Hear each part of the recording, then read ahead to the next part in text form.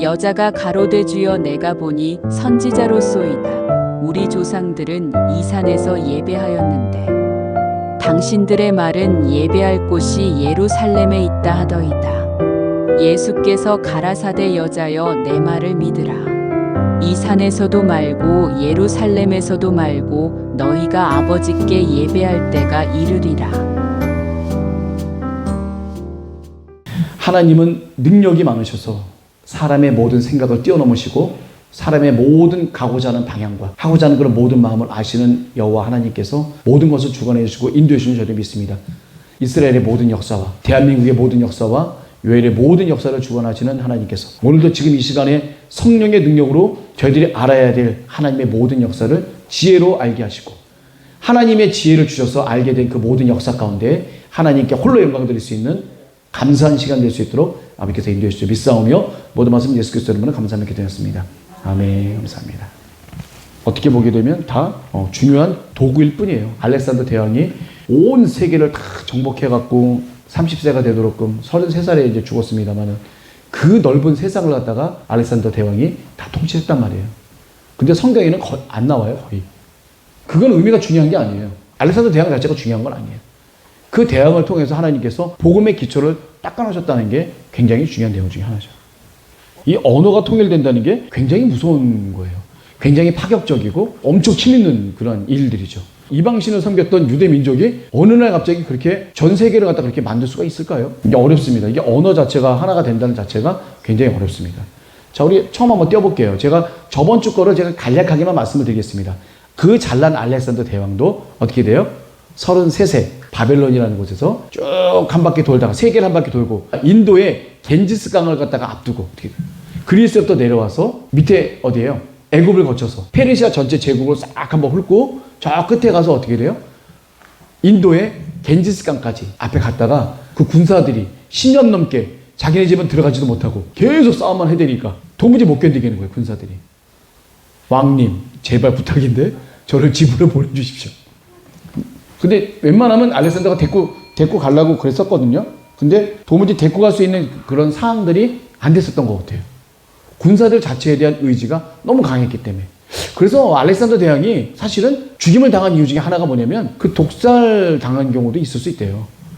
살려두면 계속 전쟁만 하니까 아예 전쟁 못하게 그냥 옆에 있는 측근들이 알렉산더를 갖다 제거했다는 그 얘기도 있어요, 사실은. 그래서 이제 알렉산더가 죽고 난 다음에 본인들의 어떤 그런 부하 병사들 셀류커스, 카산드로스, 프톨레미, 리시마커스 이러한 그 큰 장군들이 어떻게 돼요?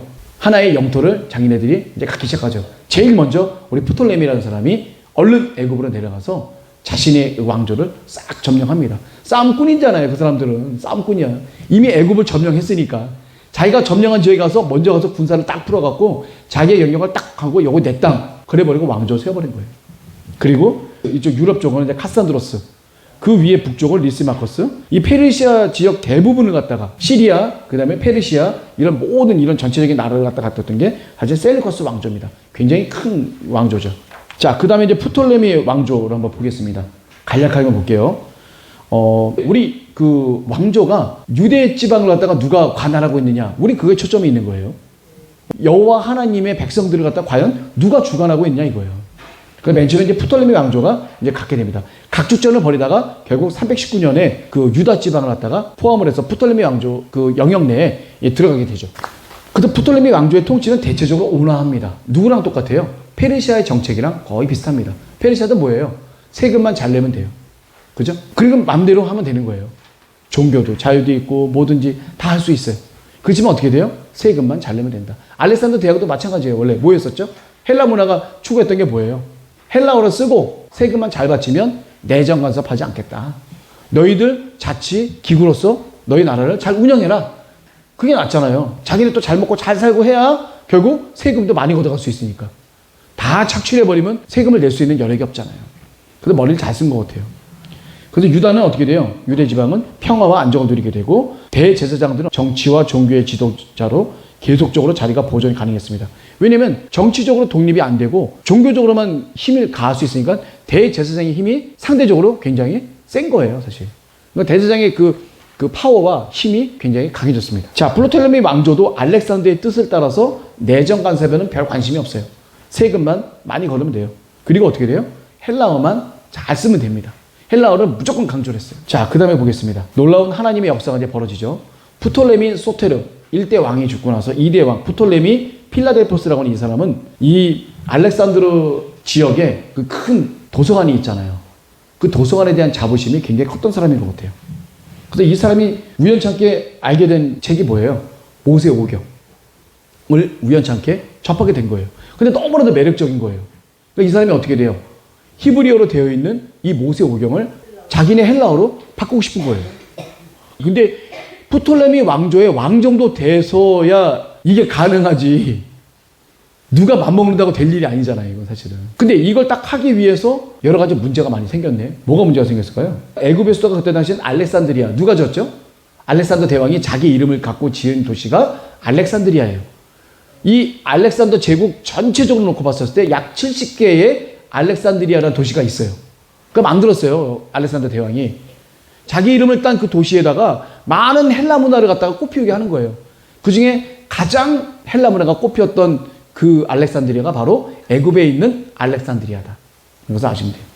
그래서 여기 이 자체가 거의 로마에 비슷할 정도로 굉장히 큰 도시죠. 자, 헬레니즘이 아주 크게 명성을 얻었던 그런 곳이죠. 자, 알렉산드리아 도서관은 당시 20만 권의 장소를 보유할 정도로 굉장히 큰 도서관입니다. 전 세계 최고의 도서관이라고 보면 돼요. 그때 당시 도서관장이 데메트리우스 파레리우스, 이 사람이 당대 최고의 도서관으로 이제 거듭나도록끔 이 사람이 많은 노력을 했겠죠. 근데 문제는 뭐냐면 이 애굽에는 이 히브리어를 갖다가 헬라어로 바꿀 수 있을 만한 사람이 없어요. 그래서 어떻게 돼요? 그 다음에 도서관장인 데메트리우스, 구약성경 세계사 3번 봐주세요. 도서관장인 데메트리우스 파레리우스가 해결책을 제시합니다. 어떻게 제시할까요? 이걸 갖다가 번역할 수 있는 사람을 갖다 초빙해 오면 되잖아요. 번역을 못하니까 번역할 수 있는 사람 데리고 오면 되죠. 근데 누굴 데리고 와요? 그때 당시에? 헬라어에 능통한 사람들. 포로로 귀환했던 사람들 중에 헬라어에 능통한 사람들이 많겠죠. 레위인 중에. 아람어, 헬라어 이런 곳에 레위인들이 보면 지식인들이잖아요. 그 사람들이 많이 있었죠. 제사장도 마찬가지로. 그래서 그때 당시 유대의 대제사장 이름이 엘르아살입니다. 그 엘르아살에게 애굽의 유대 노예들을 해방시키는 조건으로 율법에 정통한 학자들 보내줄 것을 갖다가 이제 서신으로 보내게 되죠. 그 유대의 대제사장 엘르아살은 어떻게 돼요? 12지파에서 각 6명씩. 그래서 총 72명. 이걸 선발해서 알렉산드리아로 이제 보내게 돼서 모세오경부터 번역을 하기 시작합니다. 그게 바로 70인여 개 시초가 되긴 한 거죠. 자, 그래서 결국 그 다음입니다. 결국, 프톨레미 필라델포스, 이제 2대 왕이죠. 프톨레미 왕조의 2대 왕인 프톨레미 필라델포스가 소원했던 히브리어 율법서를 이제 완전히 헬라어로 번역하게 돼서 알렉산드리아 도서관에 소장이 됩니다. 자, 이제 하나님께서 전 세계를 헬라어로 통용을 시켰어요. 알렉산더의 소원이고 알렉산더 후계자들의 소원도 알렉산더의 소원하고 똑같습니다. 헬레니즘 문화가 전 세계에 쫙 퍼져나가기를 원하는 거예요. 자신들이 가졌던 그 문화의 자긍심. 우리 K문화라고 하잖아요. K문화. K문화가 세계로 뻗어나가듯이 그때 당시에는 알렉산더 문화가 세계로 막, 그게 바로 헬레니즘이에요. 제가 헬레니즘이 어떤 거 합친다고 그랬죠? 잘 생각하시면 돼요. 그리스의 문화와 플러스 어떤 문화죠? 오리엔트. 그게 페르시아 문화예요. 그리스와 오리엔트인 페르시아 문화가 합쳐진 게 바로 헬레니즘 문화입니다. 그래서 이제 구약 성경 전체가 이제 율법서가 이제 헬라어로 바뀌는 놀라운 역사가 벌어졌습니다. 그러면 어떻게 돼요? 이 유대 민족은 아무것도 한 게 없어요. 어디 가서 하나님을 전한 것도 없어. 아무것도 한 게 없는데 모세님이 작성한 하나님께서 주신 이 모세오경에 대한 이 법률적인 이 경전 자체가 이 여타 세계에 있는 어느 경전보다도 더 뛰어난 경전이에요. 매력적인 경전이란 말이죠.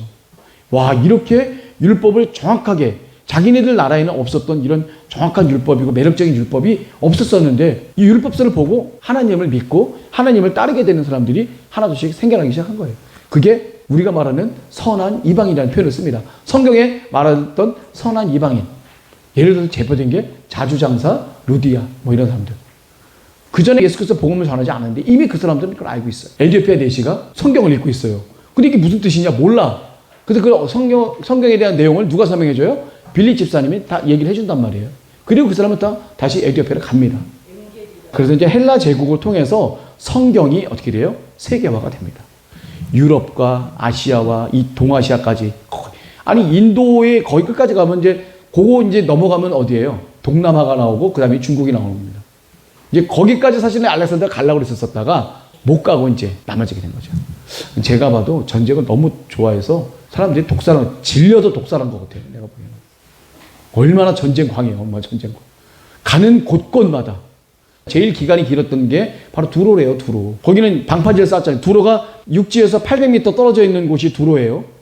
이 두로가 해상의 그 해군이 강했던 민족이에요. 그래서 느부갓네살도 13년간 공성전을 갖다 펴갖고 갱신히 점령한 게 바로 두로예요. 굉장히 강한 민족입니다. 그러니까 자기의 어떤 그게 굉장히 그 프라이드가 강하죠. 그래서 하나님께서 두로를 갖다가 에스겔서에 예언을 하잖아요. 너 두로요, 네가 신인 줄 알지만 넌 사람이다. 네가 바다 한가운데에 있어서 그렇게 교만한 모습들 하나님께서 어떻게 돼요? 사람을 동원해서 널 갖다가 내가 쳐서 완전히 거기서 몰살시키겠다 할 정도로까지 하죠. 그게 바로 알렉산더 대왕입니다. 바로. 그 예언이 에스겔서에 나와 있어요. 그 예언이. 그래서 어떻게 돼요? 다리가 아니라 땅을 메꿨어요. 육지를 만든 거야, 그냥 길을 만들어서 공성을 갖다가 해서 공성전을 펴갖고 두로를 갖다가 점령을 했네. 그리고 이 두로 사람들이 알렉산더 사신을 갖다가 다 죽였어요. 그리고 알렉산더를 갖다가 욕했어. 완전히 열받아 들어간 거죠. 이 알렉산더 이 대왕 자체가 워낙 대단했던 사람이에요. 그래서 두로를 갖다가 점령한 게 6개월 걸렸어요. 그 다음에 이제 그 유다 지방이 이제 어디로 넘어가겠냐면 셀루커스 왕조. 거기서 안티오코스 3세 시절에 이 셀루커스 왕조가 가장 번성했던 시기였었습니다. 안티오코스 3세. 지금 4세인데 이제 3세입니다. 굉장히 번성을 했어요. 그래서 안티오코스 3세가 굉장히 번성을 해서 이제 결국은 이제 이쪽 그 프톨레미 왕조 쪽으로 남하를 하려고 하는데 결국 유다 지방에 있는 그 사람들도 이 안티오코스 쪽으로 이제 안티오코스 3세 쪽으로 사람이 붙는 거예요. 그래서 그 사람과 힘을 같이 결합을 해서 프톨레미 군사들을 내쫓습니다. 그리고 나서부터 본격적으로 이 셀루커스 왕조한테 이제 가게 된 거예요. 프톨레미 왕조한테 122년간 식민지를 있었다가 그 다음에는 어떻게 되면 셀루커스 왕조로 이 유다가 이제 넘어가게 되는 거죠. 그래서 이 안티오코스 3세 자체도 굉장히 온유 정책을 많이 폈어요. 친화적인 정책을 많이 폈습니다. 세금도 감면해주고 굉장히 좋았죠. 근데 문제가 생겼어. 뭐가 문제가 생겼어요? 로마와의 전쟁에서 2번 연속 패합니다. 그리고 그때 당시 제가 저번 주에도 말씀드렸지만 카르타고의 장군 한니발 아시죠?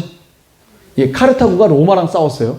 카르타고가 로마랑 싸웠는데 바다를 보통 건너가서 그쪽으로 갔다가 그 침략을 해야 되는데 어떻게 됐어요? 거꾸로 뒤로 해갖고 알프스 산맥을 갖다가 코끼리 부대를 동원해서 알프스 산맥을 다 넘어갔어요. 로마에서는 감히 상상도 못했던 일을 한니발 장군이 합니다. 근데 그 한니발 장군이 어떻게 돼요? 로마를 갖다가 가서 점령을 했어요. 근데 문제가 뭐냐면 로마의 그 장군 한 명이 어떻게 돼요? 본토로 가서 싸우게 되죠. 그래서 본토를 또 점령해요. 카르타고 본토를 점령하니까 카르타고에 있는 사람들이 한니발 빨리 와. 그래갖고 어떻게 돼요? 자마전투를 해서 거기다 대판져서 이 한니발이 어디로 망명하냐면 이 셀루커스 왕조로 망명을 합니다. 그때 망명했던 시기의 왕이 이 바로 안티오코스 3세 시절이에요. 그러니까 막강했을 때야. 한니발이라는 장군까지 또 왔어. 그러니까 힘이 너무 강한 거예요. 그래서 막 여기저기 막 싸움을 하게 되는데 결국 로마랑 붙어갖고 로마랑 2번 졌기 때문에 이 전쟁에 지게 되면 문제는 뭐냐면 배상금이 문제예요. 배상금이. 15,000달란트.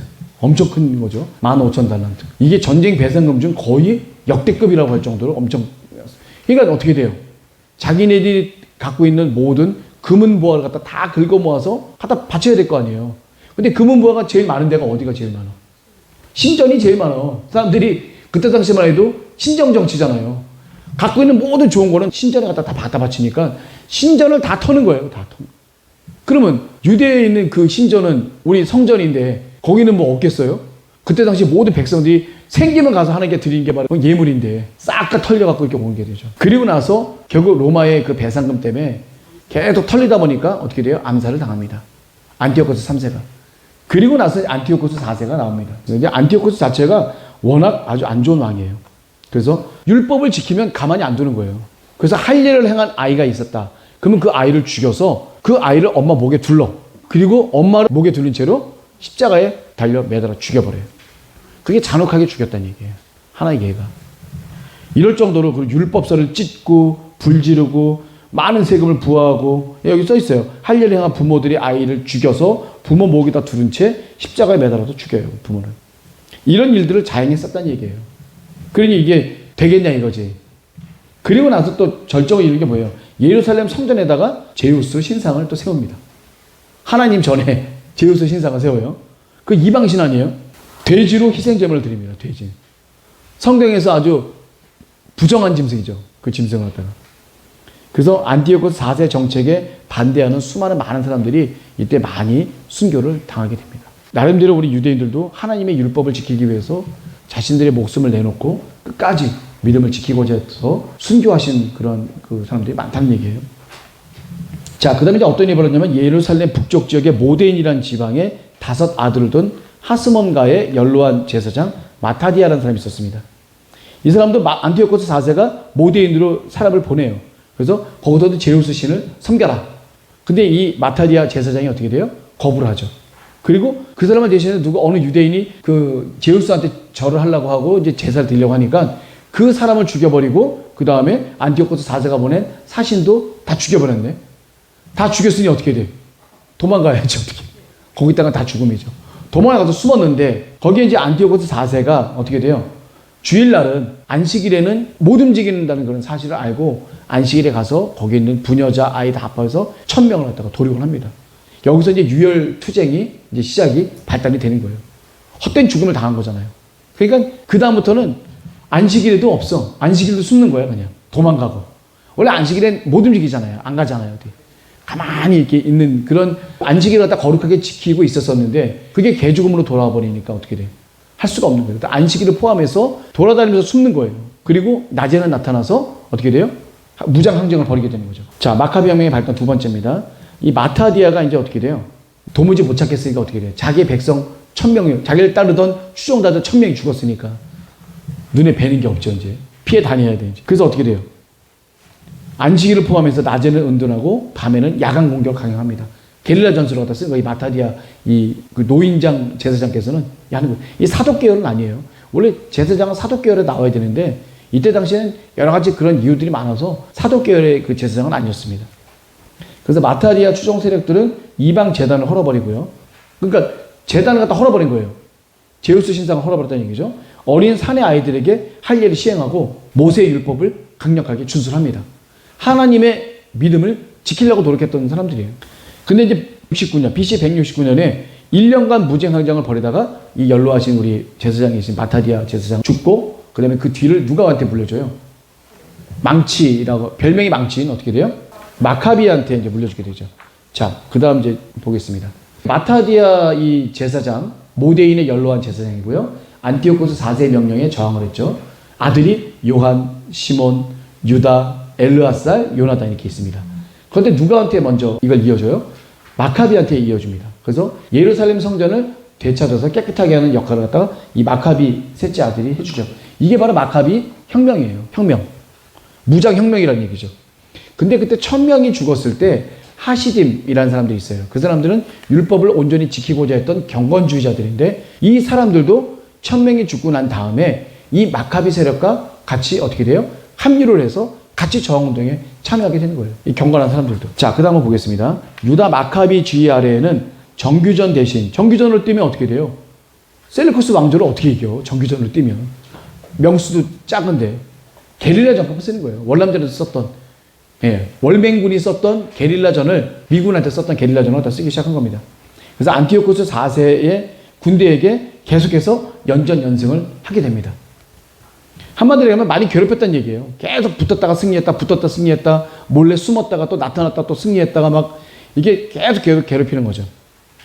그래서 유대 마카비와 셀루커스의 그 규모를 보게 되면 리시아스 장군이라는 사람이 46,000명이라고 하는 보병, 46,000명이면 굉장히 큰 보병이에요, 규모가. 그리고 7,000명의 기병, 유대 마카비는 기껏해야 어떻게 돼요? 3,000명밖에 안 되는 거죠. 근데 유대 마카비 승리로 돌아가게 됩니다. 자, 마카비 세력의 연전연승을 하게 됩니다. 예루살렘 성전을 이제는 어떻게 돼요? 혁명을 통해서, 무장혁명을 통해서 예루살렘 성전을 회복한 거죠. 안티오코스 4세 군사들을 몰아낸 거예요. 그래서 BC 164년 12월 25일, 히브리어로는 이제 하누카, 봉헌이라고 하는데 신약 성경에서는 이런 이름을 수전절이라고 합니다. 예루살렘 성전을 회복한 걸 기념을 한 거예요. 이때 등불을 밝히려면 하루치 정도밖에 남아있지 않는 그 기름이었었는데 그걸 제조하려고 하면은 8일에 걸린답니다. 근데 희한하게 그때 하루치 기름을 갖고 8일을 갖다가 계속 동안 태웠어요. 촛대에다가 그 불이 계속 붙일 수 있도록 그 기름이 계속 공급이 됐는데 하루는 끝날 것 같다가 그걸 8일 동안 가도록 해서 굉장히 하나님의 놀라운 역사라고 좀 생각하는 거죠.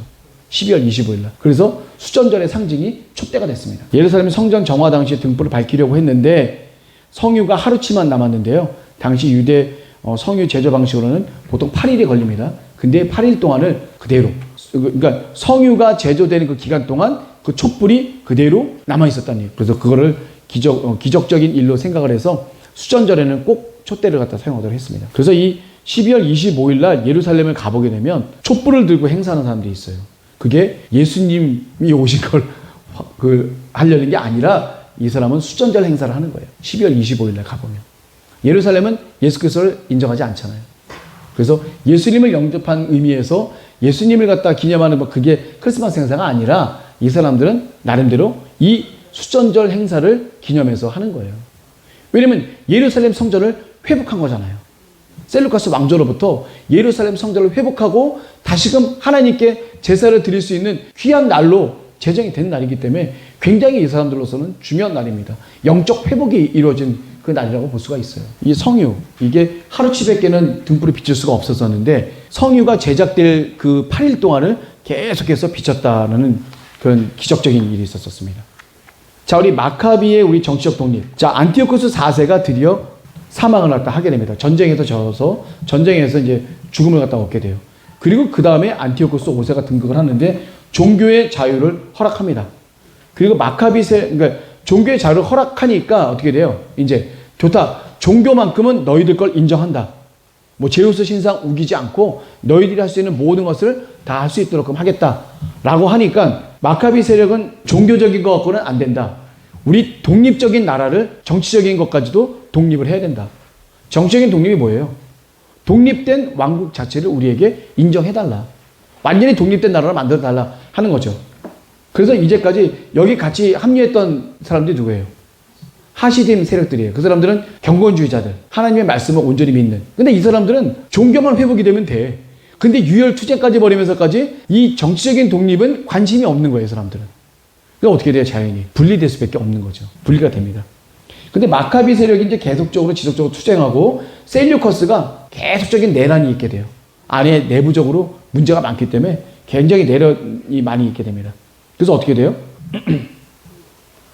독립국가로 이제 정확히 인정이 된 게 바로 142년, BC 142년에 정치적으로까지 완전히 독립을 하게 됩니다. 자, 마카비 혁명의 계보를 한번 볼게요. BC 167년에서 166년 그 1년 사이가 마따디아 우리 할아버지 제사장께서 하셨던 거고, 돌아가시고 난 다음에 BC 166년에서 161년까지 유다 마카비가 그 모든 항쟁을 이끌었어요. 그리고 161년에 죽었습니다. 그 161년부터 142년까지가 누가예요? 마지막 아들, 다섯 번째 아들인 요나단이 이 마카비 혁명을 계속해서 주도해서 일으켰습니다. 이 사람도 죽고 난 다음에 BC 142년에 제가 뭘 이뤘다고 그랬어요? 완전한 정치적인 독립까지. 그러니까 완전한 독립국가로 이루어진 게 바로 이 시몬이라고 하는 둘째 아들이 통치하던 142년부터 완전히 독립국가로 인정이 된 거죠. 그래서 이때 이제 하시몬 왕조가 이제 초석이 됩니다. 시몬이 뭐라고 그랬어요? 둘째 아들 이름이 시몬이에요. 시몬에다가 정관사 더, 바로 그 사람이라고 하는 그 정관사 더 하나가 붙어서 하스몬이라는, 시몬이 이제 변형이 돼서 하스몬 왕조가 이제 성령이 되는데, 이때 다시 정확히 하스몬 왕조는 이 시몬일 때는 하스몬 왕조가 아니라 마카비 혁명의 마지막 단계라고 보면 되겠죠. 그렇지만 어떻게 돼요? 독립은 했어요. 그리고 나서 본격적으로 하스몬 왕조가 본격적으로 진행이 된 게 어느 때냐면, 이게 시몬이라는 사람의 아들 요한 힐카누스 1세 때, 그 사람의 아들 때부터 본격적으로 하스몬 왕조라고 표현을 하게 됩니다. 586년에 왕조가 망했어요. 남유다가 망했어요. 그리고 이스라엘이 독립국가가 됐어요. 그게 142년이에요. 정확히 몇 년 만이에요? 481년 만에 유다가 완전히 독립국이 된 거예요. 하스몬 왕조가 된 거예요. 다윗 왕조 그 다음에 걔를 잇는 하스몬 왕조. 유다가 자기네들 힘으로 그 왕조를 갖다가 완전히 독립을 갖다 시켰습니다. 그게 바로 하스몬 왕조예요. 그 아들 요한 힐카누스 1세 때는 거의 어떻게 돼요? 다윗 왕에 있었던 그 영역까지 다 회복을 합니다. 영역까지 다 회복을 해요. 자, 그 다음에 이제 우리가 간략히 하고 넘어갈 게 뭐냐면, 우리가 보통 알고 있는 사두개파, 바리새파, 에세네파, 요게 이제 요때 이제 나오기 시작을 한 거예요, 사실은. 한번 볼게요. 안티오코스 4세에 대해서 대항을 하고 저항을 하죠. 그래서 하시딤의 경건주의자들과 마카비 세력들과 어떻게 돼요? 동맹을 맺고 항쟁을 벌이게 되죠. 그리고 요나단 통치 시대 때 어떻게 돼요? 맨 마지막 동생 통치 시대 때 어떻게 돼요? 그때 안티오코스 5세에서 너희들 종교를 인정을 받은 거예요. 독립국가는 안 됐고 종교적으로는 너희들 마음대로 믿어도 된다. 우리 거 제우스 안 믿어도 돼. 너희들 하나님을 온전히 믿어도 되니까 종교만큼은 자유를 주겠다라고 했던 시기가 바로 요나단 통치 시대 때입니다. 그때 당시에 이제 하시딤 세력은 어떻게 돼요? 정치적인 건 관심이 없어. 우리는 하나님을 믿기만 하면 돼. 그래서 굳이 무력 항쟁까지 할 필요가 없어서 마카비, 무력을 항쟁하는 마카비 세력과는 좀 떨어지게 되죠. 그래서 어떻게 돼요? 이때 당시에 이제 나오게 된 게 바로 이제 사두개, 바리새파, 에세네파로 분리가 됩니다. 자, 이 바리새파를 한번 볼게요. 사두개파를 보면 이 사두개파는 어느 사람들이냐면 부유한 귀족층, 막강한 제사장 계급, 돈 많은 사람들. 한마디로 얘기하면 그 유다를 갖다가 이끌어갔던 아주 윗대가리 될 사람들 얘기하는 거예요. 이 사람들이 바로 사두개파를 대부분 그 형성했던 사람들이고, 바리새파는 그 밑에 있었던 중간 단계에 있었던 평범한 시민들이 참가되는. 그리고 사두개파는 누가 될 수 있냐면 극히 일부만 가능해요. 귀족이나 아니면 제사장 같은 사람들이 이 사두개파가 될 수 있는 사람들이에요. 바리새파는 누구예요? 바리새파는 개종만 하면 누구든지 괜찮아. 그러니까 누구나 다 될 수 있는 게 이제 바리새파였죠. 사두개파는 뭘 중심으로 하고 있냐면 대제사장의 역할을 맡고 있으니까 예루살렘 성전을 꽉 쥐고 있는 거예요. 그리고 바리새파 사람들은 어떻게 돼요? 예루살렘 성전을 못 갖게 되니까 그 다음엔 어디를 갖게 되는 거죠? 또 회당에서 성전에 못 들어가고 각 지방에 있는 회당에서 예배를 갖다 드릴 수 있고 거기서 하나님께 경건한 그런 행동을 할 수 있는 게 바로 회당입니다. 예루살렘 성전은 이미 사두개파가 다 갖고 있으니까. 자, 사두개파 사람들의 특징을 한번 볼게요. 대부분의 사두개인들은 제사장직이나 돈 많은 상인, 정부 관리, 기타 특수 계층의 사람들이 포함되어 있어서 한마디로 하면 사회 고위층 모임이에요. 사회 고위층. 이게 사두개파예요. 이 사람들은 솔로몬 시절의 제사장이었던 사독이라는 사람 아시죠? 대제사장 사독. 사독 계열의 그 사독. 그 명칭에서 유래가 됐습니다. 그리고 167년, 168년 수전절. 이때 수전절이 뭐예요? 예루살렘 성전을 회복했었을 때 기념을 한 게 그게 바로 수전절이에요. 그때 하누카라고 해서 그때 본격적으로 세력을 갖다 키우게 됩니다. 사두개파가. 이 사람들은 헬레니즘 문화를 숭상해요. 그리스 문화. 유대 문화가 아니에요.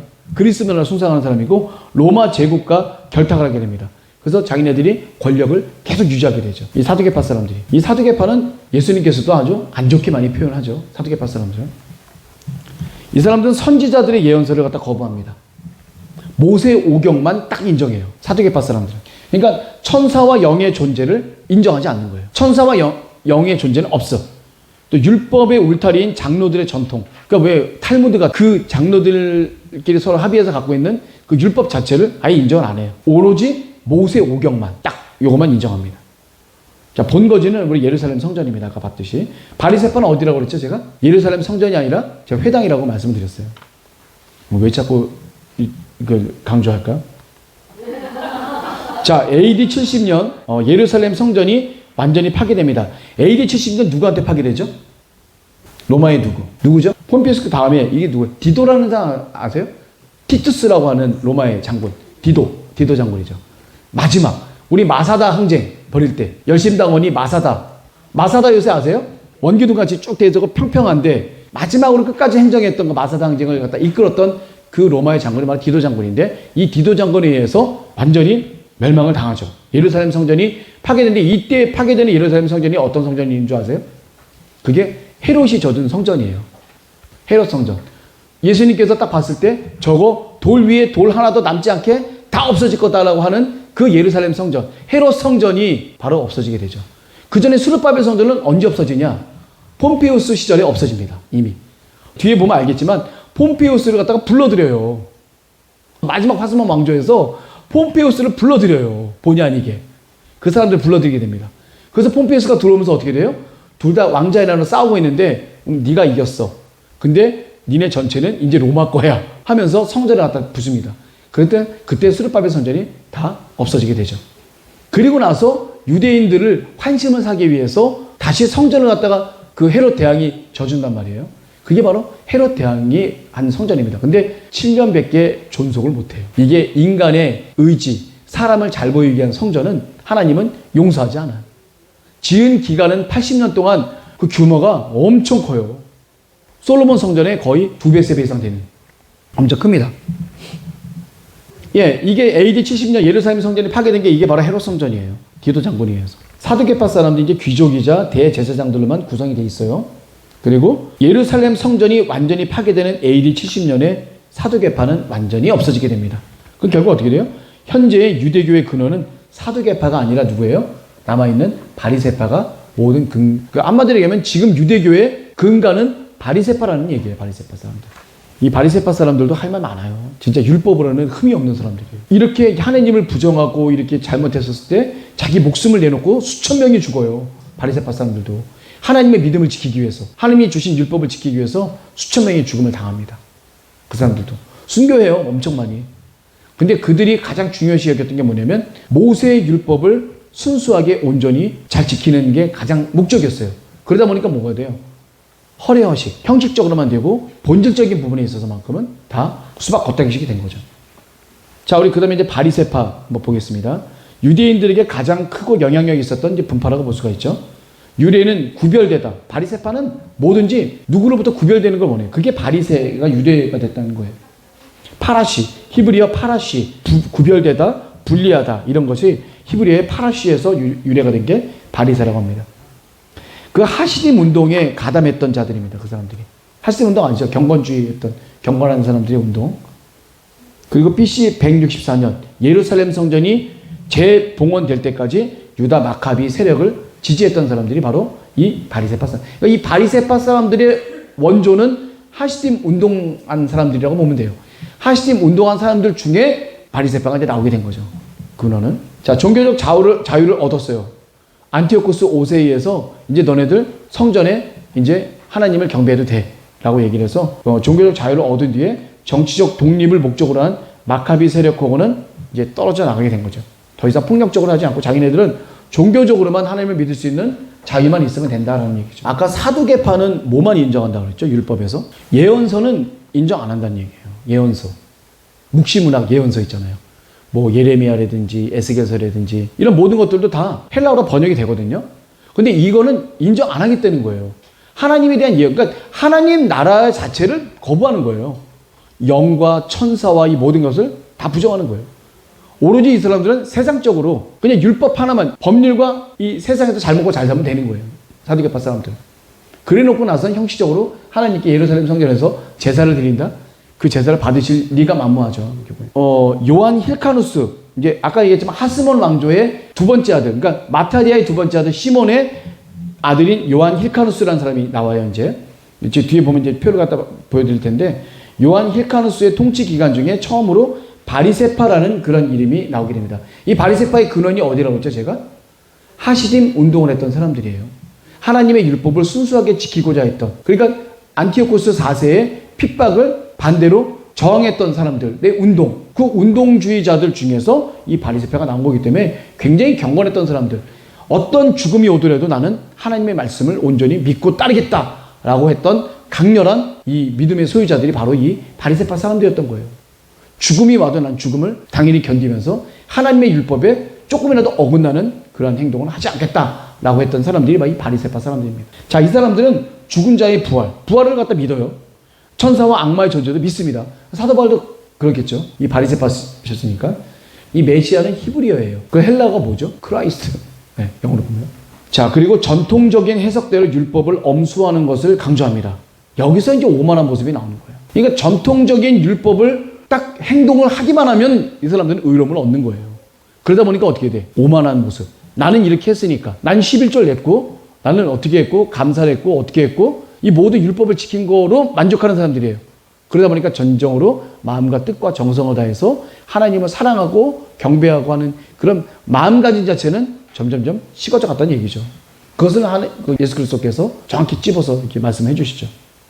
그 이 사람들은 복장을 통해서도 다른 분파들과 구분을 합니다.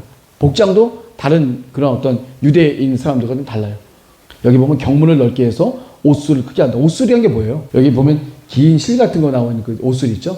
그 자체를 굉장히 크게 해서 다른 어떤 유대인들과는 좀 구별되게, 우리는 그래도 더 분명하게 이런 구별된 믿음을 갖고 있는 사람들이다라고 얘기를 합니다. 그 다음에 이제 바리새파 사람들하고 에세네파 나옵니다. 에세네파는 바리새파 사람들에서 나오게 돼요. 나중에 이제 뒤에 좀 이제 말씀드리겠습니다만은 요한 힐카누스의 아들 중에 아리스토블루가 있는데 아리스토블루의 동생이 한 명 또 있는데 그게 알렉산더 얀네우스. 알렉산더 얀네우스라는 이 사람이 이 바리새파 사람 한 800명을 죽여요. 십자가에 매달아 버립니다. 왜냐면 알렉산더 얀네우스가 자기의 형수와 결혼을 하게 된 거예요. 잘못된 거예요. 대제사장인데 유부녀와 결혼하게 된 거죠. 그 남편은 죽었어. 아리스토블루스 1세는 그 남편은 죽었는데 그래도 이때 당시에는 하시딘 왕조가 왕과 제사장을 겸유했어요. 그게 인정이 됐어. 근데 대제사장이다 보니까 어떻게 돼요? 반드시 처녀와 결혼하도록끔 율법에 돼 있잖아요. 근데 처녀가 아니라 자기 죽은 형의 형수랑 같이 또 결혼하려고 하니까 이 유대인들이 인정을 안 해주는 거예요.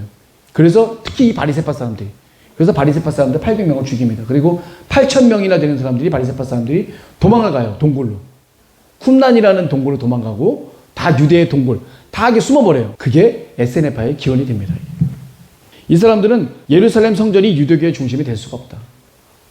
더 이상 예루살렘 성전은 유대교의 중심이 될 수 없고 어떻게 돼요? 하나님이 주신 모세오경의 율법을 잘 준수해야지만 온전한 예배고 유대교라고 믿는다. 라고 이 사람들이 되고 세속적인 정치를 하고 있는 사두개파 사람들과 그리고 대중들로부터 자기네들은 완전히 분리돼서 자신들만의 공동체 생활을 갖게 되는 거예요. 대표적인 게 누구예요? 세례 요한께서 이 에세네파의 대표적인 분이라고 볼 수가 있겠죠. 사해가 있어요. 사해 어딘지 아시죠? 이스라엘 보면 사해. 사해 주변에 쿰란이라고 하는 동굴이 있어요. 거기서 공동체 생활을 합니다. 그리고 요단강 그 근처에도 동굴이 있어요. 거기서도 공동체 생활을 합니다. 이 에세네파 사람들. 거기 요단강 거기에 있던 그 동굴에 살았던 그 에세네파의 중에 한 분이 바로 세례 요한이에요. 이분들은 장로의 지도하에 공동생활을 하는데 예배와 독서와 공동 식사를 아주 주요 행사로 삼고 있습니다. 진정한 자기들만의 공동체 생활을 한 거예요. 자신들의 믿음을 이방 사람들이나 아니면 그 세상을 갖다가 원하는 그런 사람들에게 그로부터 덜어지지 않기를 원한다는 거죠. 근데 그 쿰란 동굴에서 어떻게 돼요? 사해사본이라고 하는 성경책 같은 그런 문서들이 엄청나게 발견이 되는 거죠. 이 사람들은 공동체 생활하면서 어떻게 돼요? 성경을 친필로 쓴 거예요, 사람들은. 거기에 이제 위경과 같은 비슷한 예언서, 그러니까 뭐 우리가 위경 아시죠? 위경. 에스드라서 뭐 이렇게 해갖고 우리 정경에 포함되지 않는 그 위경. 요거는 제가 다음 시간에 좀 하려고 합니다. 외경, 위경, 그 다음에 뭐 이런 사회사본들 그런 거에 대한 분류가 또 돼 있어요. 그건 다음 시간에 하겠습니다. 제가 지금 하는 게 뭐예요? 사두개파, 바리새파, 에세네파. 자, 그 다음에 이제 열심당이 또 하나 있어요. 이 사람들은 때로는 산적이나 강도로 표현돼요. 열심당이 누가 있었죠? 예수님 대신에 풀려난 사람 이름이 뭐예요? 그 사람? 바라바. 그 사람이 열심당이에요. 그냥 보면 도적이고 깡패가 없고 막 그런 사람이잖아요. 그렇게 보는 사람들도 있지만 이 사람들은 나라를 위한 진정한 애국자라고 얘기하는 마카비 정신을 그대로 이어받은 사람들이 열심당이에요. 한마디로 뭐냐면 폭력을 갖고 무장하고 저항했던 사람들이죠. 바리새파 사람들이 하시딤, 이 경건주의자들의 후예라고 한다면 이 열심당은 바로 무장 세력이었던 마카비의 후예라고 보면 됩니다. 자, 로마에 대한 항거가 매우 과격하고 아주 정치적이죠. 그래서 굉장히 폭력적인 성향을 띱니다. 근데 그냥 보면은 그냥 시정잡배, 깡패, 불량배 이런 모습을 그냥 띄어요. 근데 사실은 그 사람들이 로마나 자신들을 갖다 억압하는 사람들에게 강력하게 무장으로서 이제 저항한다는 그런 모습인데 그냥 보기에는 그냥 시정잡배 같은 모습을 보일 수도 있겠죠. 이 사람들은 깊은 종교적 확신을 가진 유대 애국자들의 모임이라고 볼 수 있습니다. 이 사람들은 토라를 위해서, 율법을 위해서 자신의 목숨을 막 버려요. 토라를 갖다가 누가 어기라고 그러면 자기는 목숨을 내놓고도 끝까지 율법을 지키는 그런 사람들입니다. 그러니까 열심당, 젤롯당, 예수님 제자 중에 열심당원이 있었죠. 열심당 시몬 있었죠. 이 사람들은 죽음을 두려워하지 않고 고통 같은 걸 아주 하찮게 얘기해요. 고문 같은 거 굴하지 않는다는 얘기예요. 자, 그 다음에 보겠습니다. 제가 아까 보여줬죠? 마타디아, 그 모데인의 그 연로한 제사장이죠. 요한, 시몬, 유다, 엘르아살, 요나단. 그래서 마타디아에서 유다 마카비로 넘어가고요. 그 다음에 유다 마카비가 누굴 갖다가 또 해요? 마지막 동생인 요나단. 요나단에서 이제 시몬으로 이제 넘어가는 거죠. 시몬이 이제 BC 135년에 쿠데타로 이제 죽임을 당하고 났는데, 요 시몬까지는 바로 마카비 혁명 시기라고 그래요. 그리고 나서 이 시몬의 아들 그 위에 있죠. 요한 힐카누스 1세. 아버지 이름 딴 그 시몬의 그 하시몬 그 왕조의 바로 혈통이 첫 번째가 바로 요한 힐카누스라고 보면 됩니다. 자, 시몬 왕조의 하시몬 왕조의 첫 번째 왕이 바로 요한 힐카누스라고 보면 되겠죠. 이 사람은 종교 근본주의적인 사람입니다. 그래서 하나님의 뜻이 다윗 왕국을 회복하는 데 있다고 믿고 있죠. 그러니까 하나님의 뜻은 다윗 왕국을 완전히 회복한다. 그리고 왕과 대제사장을 겸직한다는 것을 공식적으로 인정합니다. 왕과 대제사장은 구분이 돼야 되는데, 이 하스몬 왕조는 어떻게 돼요? 왕과 대제사장이 겸임하도록 하면 되겠죠. 그리고 이둠의 지방을 원정을 갑니다. 이게 여기가 이제 시작되는 거예요. 이둠의 지방이 어디냐면 에돔 지역이에요. 에돔. 에돔 지역에 원정을 가서 다 거기 있는 사람들 강제로 개종을 시켜버려요. 유대교로. 이때 나온 사람이 제가 누구라고 그랬죠? 이때 나온 사람이 혹시 기억나나요? 헤롯 안티파터. 안티파터를 갖다가 이제 신하로 삼아서 이제 데리고 오게 되죠. 그리스어 사용자를 모두 죽여버립니다. 그리고 자기가 만든 주화에 자기 이름을 새겨 넣어요. 그리고 이 사람이 했던 게 바로 뭐냐면 사마리아로 원정을 갑니다. 사마리아가 어떤 나라라고 했어요, 제가? 온갖 이방인들이 다 모여 살아서 귀화했던 사람들, 예루살렘 성전을 갖다 짓지 못하게 방해했던 이 사마리아 지역을 이 사람이 가서 점령을 해버려요. 그리고 그 사마리아성 그 위에 있는 그리심산 아세요? 그리심산, 에발산한테 그리심산. 이 그리심산에다가 이 사람들이, 사마리아 사람들이 예루살렘 성전과 거의 똑같은 그리심산 성전을 만들어요. 그 성전에 가서 완전히 화폐를 해버리고 그냥 다 부셔버립니다. 그래서 유다인들로부터 굉장히 칭송을 받게 되죠. 그래서 유다인들이 요한 힐카누스를 왕이면서 대제사장직으로 인정을 해버려요. 자기네들이 앓고 있었던 그 사마리아 사람들을 갖다가 막 이렇게 하니까. 그래서 이때부터 어떻게 돼요? 사마리아 사람들과 안 좋은 관계가 더 깊어지게 되겠죠. 자, 그리심산 성전 한번 보겠습니다. 포로기가 이후에, 그러니까 포로로 귀환했어.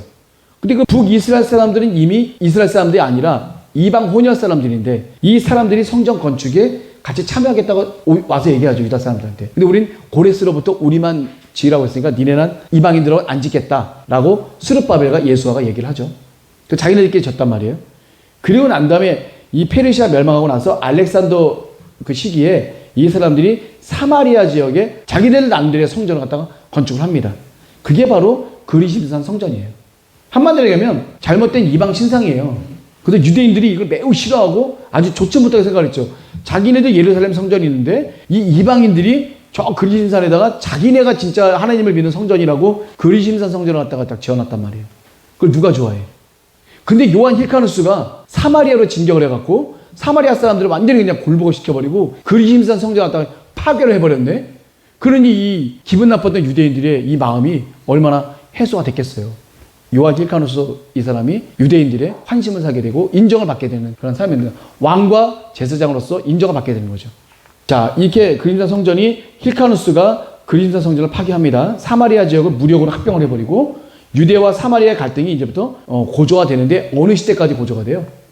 예수님 시대까지. 사마리아인들, 사마리아라는 표현이 바로 그거예요. 이건 이스라엘 사람이 아니라 여러 이방 민족들이 모여있었던 이건 겁니다. 자, 그리심산 성전이 어떤 건지 한번 예를 한번 볼게요. 자, 요한복음 4장 20절에 우리 요한복음 4장 맨날 했죠. 거기에 이방 여인, 사마리아 여인이 나오잖아요. 수가성에 사는 사마리아 여인이 나와서 우리 조상이 뭐예요? 사마리아 사람들이에요. 이 여자가 그러잖아요. 예수님이 와서 말을 거니까 유대인들은 사마리아 사람들과 상종을 하지 않는데 어떻게 나한테 말을 거냐라고 물어보죠. 그랬을 때 이제 뭐 내 남편 얘기를 하면서 이 남편이 지금 뭐 제 남편이 아닙니다. 맞다. 지금 현재 남편은 네 남편이 아니다. 뭐 남편이 5이 있었었는데 뭐 이렇게 하면 하여간 당신은 선지자입니다. 라고 얘기를 하는 거죠. 그러면서 이 여자가 뭐냐면 우리 조상들은 바로 이 산이 바로 그리심산이에요. 그리심산에 있는 성전에서 예배를 하는데 당신들의 말은 예배할 곳이 어디예요? 예루살렘에 있다. 예루살렘 성전이 유다인들이 드리는 예배가 바로 예루살렘 성전에 있는 거죠. 이 말이 바로 이 말이라는 뜻이에요. 거기서 우리 조상들이라고 하는 것은 사마리아이라는 뜻이고 이 산은 바로 어디냐면 그리심산을 얘기하는 거예요. 이 사마리아 사람들이 그리심산에다가 예루살렘 성전을 갖다 짓는데 자기네들 참여 안 시키니까 자기네들끼리 만든 성전을 갖다가 이 그리심산에다가 만들어 놓은 거예요. 그래서 이 여인이 하는 얘기가 바로 이 그리심산 성전을 얘기하는 거다라는 것을 제가 말씀을 드리는 거예요. 신약과 연결된 얘기입니다. 이거를 누가 없애버려요? 요한 힐카누스 1세가 사마리아를 강제로 점령을 하고 그리심산을 완전히 박살을 내버린 거예요. 자, 하시몬 왕조의 계보를 한번 보겠습니다. 자, 마따디아 할아버지 아시죠? 제사장. 네. 그 다음에 시몬, 유다 마카비, 요나단이 두 번째고 마지막이 시몬. 요때까지가 마카비 혁명 단계라고 그랬어요. 그리고 이 시몬의 아들 요한 힐카누스 1세부터 어떤 칭호를 쓴다고 그랬어요? 하시몬 왕조라는 표현을 쓴다는 거예요. 이 하시몬한테 시몬은 그 아버지의 이름 시몬을 갖다 딴 거예요. 하가 뭐라고 했어요? 정관사 더. 그리고 시몬이 좀 변해서 스몬. 그래서 하스몬 왕조가 바로 여기서 나오는데 하스몬 왕조의 첫 번째가 누구냐면 요한 힐카누스 1세입니다. 자, 요한 힐카누스 1세가 이제 이 사람은 어떤 정책을 폈냐면 한마디로 하면 친헬라 정책. 안 좋은 거예요. 친헬라 정책은. 유대인이 오로지 가야 될 그 길을 갖다 가야 되는데 좀 안 좋은 거죠. 그리고 이 사람은 이두메까지 정복을 해서 그때 어떻게 돼요? 헤롯 안티파터를 자기의 신복으로 데리고 오죠. 이 헤롯 안티파터가 헤롯 가문의 시조예요. 이 헤롯 안티파터가 누구를 도와준다고 했어요? 제가 카이사르 시저를 갖다가 살려준다니까. 그래서 시저가 로마에 가서 이 헤롯 안티파터의 아들 파사엘과 두 번째 아들 헤롯 대왕, 우리가 말하는 헤롯 대왕, 이 두 사람을 갈릴리와 유대의 분봉왕으로 다 임명을 해줘요. 카이사르 시저가 한마디로 하면 포상을 내려준 거야. 헤롯 안티파터한테. 이 사람은 원래 뭐였어요?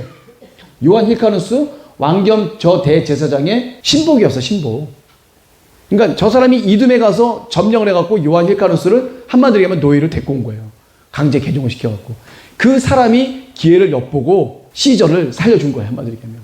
프톨레미 왕조한테 죽음을 당했거나 시저를 살려줘서 시저가 로마에 가서 친히 포상을 내려준 거죠. 그래서 어떻게 돼요? 유다 지방을 다 할 수 있게. 그리고 요한 힐카누스 이 사람은 뭘로만 남아요? 제사장으로만 남는 거예요, 제사장으로만. 그리고 모든 통치를 누가 해요? 이제는 이두메 지역인 이 헤롯 집안이 이 유대 지방을 다 맡게 되는 거예요, 이제. 이때서부터 연락이 되는 거예요. 자, 요한 힐카누스 1세가 아들을 낳았는데 아리스토블루스 1세, 안티고노스 1세, 알렉산더 얀네우스, 그 다음에 네 번째, 다섯 번째가 있어요. 근데 맨 마지막에 아리스토블루스가 밑에 동생이 4명 있는데 마지막 째 동생은 죽여버려요, 아리스토블루스가. 이게 한마디로 얘기하면 부하들의 음모에 의해서 마지막 넷째 동생을 살해를 합니다. 그리고 3명의 동생은 감옥에 가둬버려요. 그리고 아리스토블루스가 요한 힐카누스 1세의 장남이잖아요. 근데 요한 힐카누스가 이 아들들한테 왕위를 계승하려는 게 아니라 자기 부인한테 계승을 하려는 거예요. 그러니까 이 첫째 아들이 그걸 보고 엄마를 감옥에 가둬서 굶겨 죽이고 동생들을 전부 다 감옥에 가둬버리고 그 다음에 맨 마지막 동생은 심지어 죽이기까지 하네요. 근데 이 사람이 결국 나중에 창자가 썩어서 죽이 후 1년 만에 사망을 하게 됩니다. 근데 이 사람이 마카비 혁명 이후에 본인이 최초로 왕이라는 칭호를 써요. 하스몬 왕조의 시조는 요한 힐카누스 1세지만 그 아들 아리스토블루스 때부터 본격적으로 왕이라는 표현을 씁니다. 하스몬 왕조의 왕이라는 표현을 써요. 이 하스몬 왕조가 셀루커스 왕조로부터 진짜 정치적으로 독립을 해갖고 완벽한 유다 왕국처럼 진짜 완벽한 왕국이 돼버려요. 어느 나라의 하나의 그 간섭도 받지 않는 완벽한 독립적인 왕. 종교적으로, 정치적으로 완전히 독립된 그 이 왕국이 바로 하스몬 왕조가 됩니다. 다윗 왕조가 멸망을 당했죠. 그리고 포로로 넘어갔죠. 다시 포로로 귀환했지. 예? 요때는 어떤 기간이냐면 셀루커스 왕조한테 지배를 받던 기간이고 로마가 쳐들어오기 바로 전이죠. 그리고 나서 이제 제가 얘기했지만 하스몬 왕조에 보게 되면 맨 마지막에 이 알렉산더 얀네우스 있잖아요. 이 두 번째 동생 알렉산더 얀네우스가 누구랑 결혼하냐면 바로 아리스토블루스 1세의 부인인 살로메랑 결혼하는 거예요. 살로메 알렉산드론. 이름이 살로메예요, 이름이. 살로메 여러 명 나오더라도 다 그런 줄 아시면 됩니다. 자, 그래서 여기 보게 되면 마카비 혁명 이후에 최초로 왕이라는 명칭을 얻게 되죠.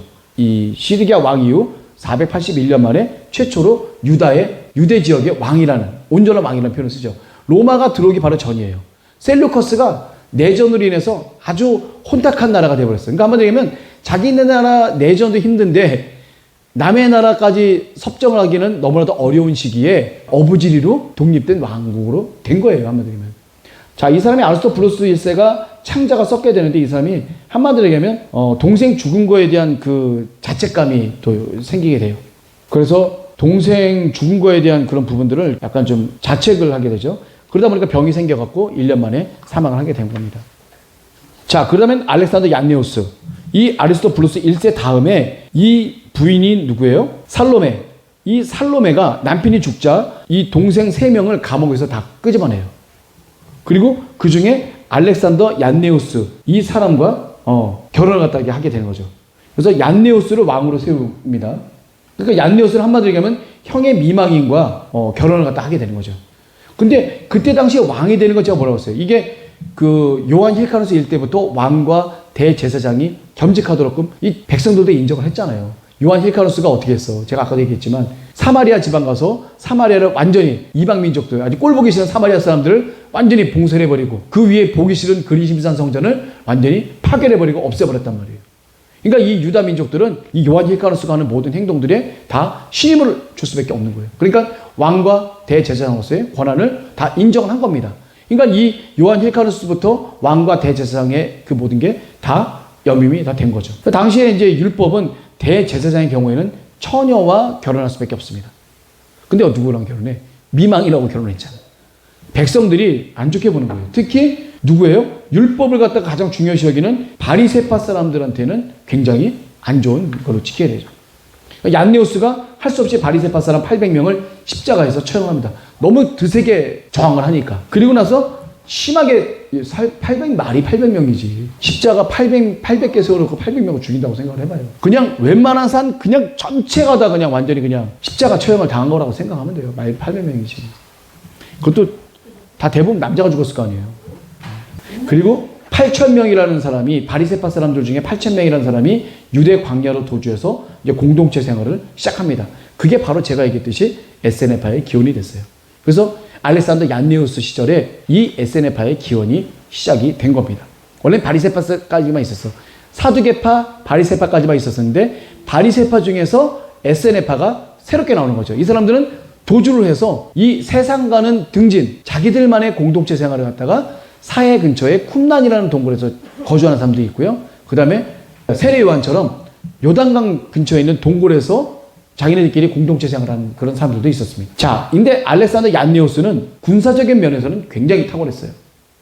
마치 아합 왕이 최고의 하나님 앞에 죄를 짓는 사람이지만 북이스라엘을 가장 죽은 길로 이끌었던 것처럼 이 알렉산더 얀네우스도 어떻게 돼요? 군사적으로는 굉장히 탁월해서 영토를 다윗 시대만큼 확장을 하다 시킵니다. 대단한 거죠. 다윗 왕 시절까지 옮겨갔으니까. 자, 바리새파를 억압하고 사두개파를 갖다 지지하게 된 거죠, 이 사람들. 알렉산더 얀네우스가 죽은 뒤에 아내인 살로메한테 뭐라고 했냐면 사두개파를 멀리하고 바리새파 사람들을 등용해라 라고 이제 나중에 또 얘기를 합니다. 얀네우스가 이제 BC 76년 죽을 때 이제 아내인 살로메한테 그 얘기를 하죠. 그리고 나서 이제 드디어 알렉산더 얀네우스 다음에 새로운 여왕이 나옵니다. 그 부인이 누구예요? 알렉산드라 살로메. 이 살로메가 왕으로 됩니다. 76년에서 67년까지 이 왕위에 오르게 되는데 여왕의 자리에 이제 오르게 되는 거죠. 이 여왕의 자리에 올랐던 사람이 누가 있었죠? 혹시 기억나시나요? 아달랴. 남유다의 누구예요? 여호사밧의 며느리 아달랴. 예. 아합 왕의 딸이면서 여호사밧의 그러니까 여호사밧이 잘못한 게 뭐예요? 북이스라엘 아합 왕과 결혼시킨 거잖아요. 그게 가장 큰 잘못이잖아요. 아달랴를 통해서 얼마나 많은 우상숭배가 들어와. 우상숭배가. 그래서 그 유다의 7대 왕인 아달랴가 이제 한번 여왕이 한번 됐었죠. 아하시아가 누구죠? 아들의 아들. 이 아들을 누구한테 보내요? 북이스라엘의 여호람 왕한테 보내죠. 자기 오빠한테 보내요. 다쳤어서. 가서 삼촌 좀 알아봐라. 근데 그때 딱 일어난 게 뭐예요? 예후의 반란이 일어나죠. 그래서 자기 아들 아하시아와 오빠인 요람이 다 죽어버려요. 그리고 예후의 왕조가 새롭게 씁니다. 그러면서 여기는 어떻게 돼요? 아하시아 왕이 죽었으니까 이 남유다는 순간적으로 왕이 없죠. 그래서 아달랴가 갑자기 왕으로 등극을 하면서 주변에 왕이 될 만한 애들은 다 죽여버리는 거예요. 그때 몰래 숨긴 애가 바로 요아스 왕입니다. 여호야다 제사장이 몰래 숨긴 게 바로 이 요아스 왕이었죠. 그것도 기억나실 겁니다. 자, 그리고 이 살로메는 그 다음에 그 남편의 그 유언에 따라서 바리새인들과는 좋은 관계를 유지하고 사두개파 사람들 다 변방으로 보냅니다. 또 자신이 여자였기 때문에 대제사장직을 수행할 수가 없어요. 여자이기 때문에. 그래서 누구를 갖다 대제사장직을 갖다 하게 돼요? 장남인 누구예요? 힐카누스 2세, 요한 힐카누스 2세, 그리고 아들인 아리스토블루스 2세가 있습니다. 자, 그 다음 장을 한번 볼게요. 알렉산드라 살롬의 여왕이 원래는 아리스토블루스 1세랑 결혼했다가 그 다음에 아리스토블루스 1세가 죽고 난 다음에 1년 만에 죽고 난 다음에 누구랑 결혼해요?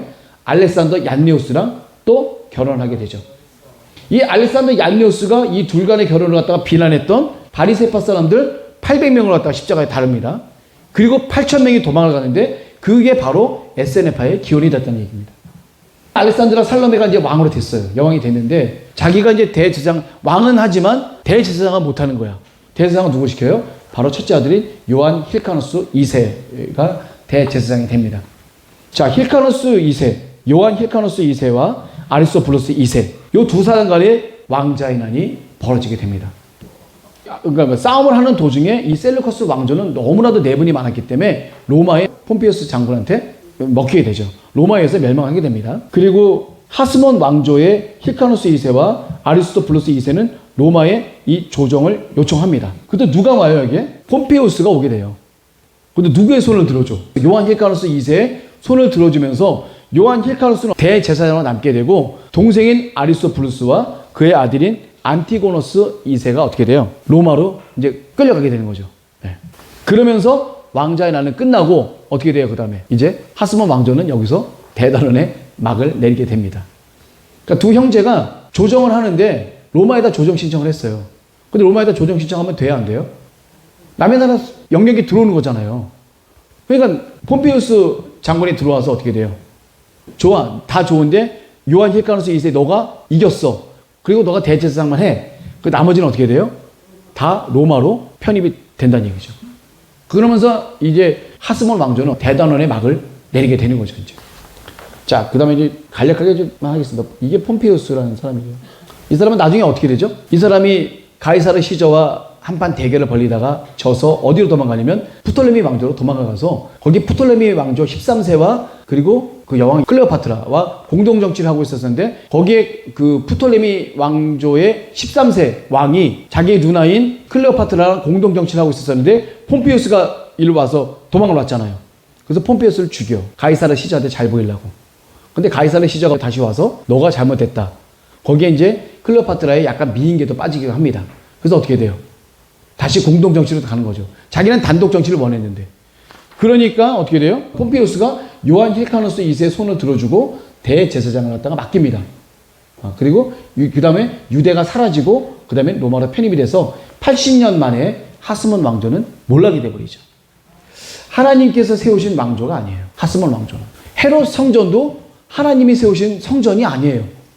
헤롯이라고 하는 사람이 유대인의 환심을 얻기 위해서 만든 성전이에요.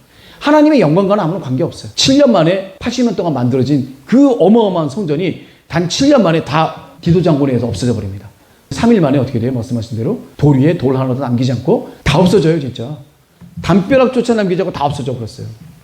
자, 그리고 나서 폼피우스가 어떻게 돼요? 요한 힐카누스 2세를 갖다가 대제사장을 맡기고 종교는 허락한 거예요. 그렇지만 정치적으로는 아예 끝장난 겁니다, 이제. 그리고 어떻게 돼요? 그 동생인 아리스토블루스 2세와 그 아들 안티고노스는 로마로 바로 압송이 돼버리죠. 자, 하스몬 왕조가 이제 근데 로마로 압송이 되는 장면이 나옵니다. 그 다음 한번 넘겨볼게요. 힐카누스의 최측근으로 있었던 누구라고 그랬죠? 요한 힐카누스 1세 때부터예요. 1세 때부터 최측근으로 있었던 누구예요? 헤롯 안티파터는 이두메의 통치자로 임명되고 헤롯 가문이 본격적으로 역사에 등장하는 순간이 이제 되게 되죠. 자, 헤롯이 보면은 뭐냐면 제가 아까도 말씀드렸지만 프톨레미 왕조 13세가 도망온 폼피우스를 죽였잖아요. 그리고 카이사르 시저한테 잘 보이려고 죽였는데 막상 카이사르 시저가 와갖고 이거 잘못된 거다. 그러니까 너 단독 정치하려고 하지 말고 공동 정치 해라. 그러니까 이 사람이 열받아서 어떻게 돼요? 4,000명밖에 안 되는 시저의 군사를 다 죽여버리려고 한 거예요. 여기 2만 몇 명 되는데. 죽을 위기에 처했었는데 그때 딱 이두메 지역에 누가요? 헤롯 안티파터가 군사를 이끌고 와서 카이사르 시저를 도와줘서 목숨을 구해줍니다. 카이사르 시저가 다시 로마로 돌아가서 여기 유대 땅을 갖다가 다 통치할 수 있도록끔 권한을 준 거예요.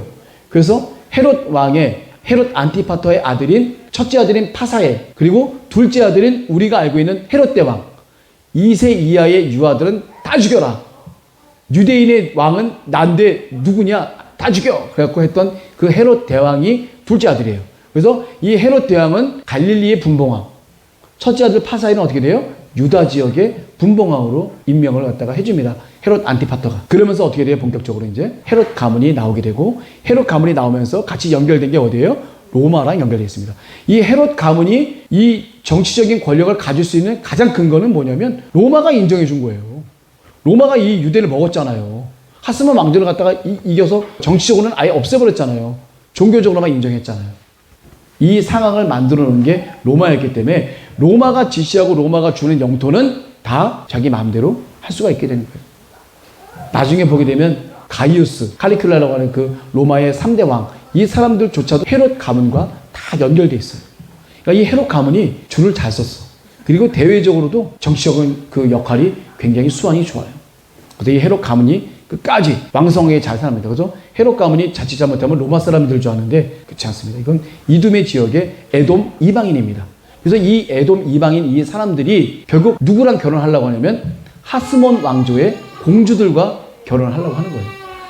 왜냐면 유대 땅을 갖다가 이끄는 왕이다 보니까 정통성을 얻으려면 자기네들 이방인이니까 자기 부인이라도 이 유다 민족에 있는 혈통이어야 된다는 생각하에 이 유다 민족에 있는 공주들을 갖다 자기가 결혼하게 됩니다. 요 얘기는 다음 주에 또 이제 계속해서 다음에는 이 헤롯 가문과 또 로마 시대에 있었던 그런 역할들, 그리고 이 로마의 1대 황제 아우구스투스, 옥타비아누스죠.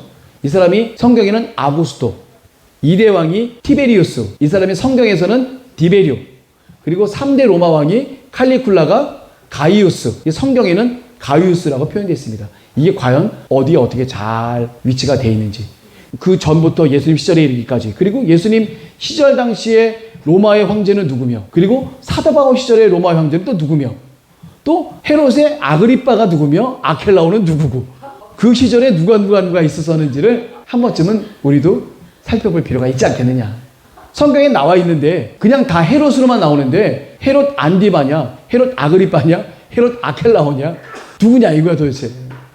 그래서 그런 부분들을 한 번쯤 한번 살펴보고 로마의 왕에 대해서도 한번 살펴보면서 그때 당시에 예수님 시절 오시기 전부터 예수님이 돌아가시고 사도들까지, 그리고 AD 70년까지 이스라엘이라는 나라 자체가 완전히 없어지게 되는 그 시기까지의 그 배경과 환경이 어떻게 진행되는지는 우리 다음 시간에 한번 보도록 하고요. 지금까지 놓고 봤었을 때 하나님의 역사는 끊어지지 않고 계속 이어져 왔습니다. 그 중간중간에 물론 바리새파 사람들이 나중에는 율법을 너무 치중하다 보니까 너무 형식적인 거에 치우쳤지만 그래도 중요한 시기에 하나님의 율법을 저버리지 않고 자신의 목숨을 내놔서라도 하나님의 율법을 끝까지 지키려고 했던 이 바리새파의 노력도 하나님의 한 역사 중에 한 귀한 부분이었었다라는 것을 우리가 다시 한번 돌아볼 필요도 있습니다. 놓고 봤었을 때 결국은 어떻게 돼요?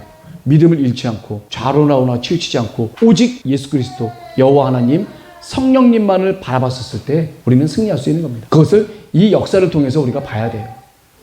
이 역사도 지금 우리 역사하고 똑같아요.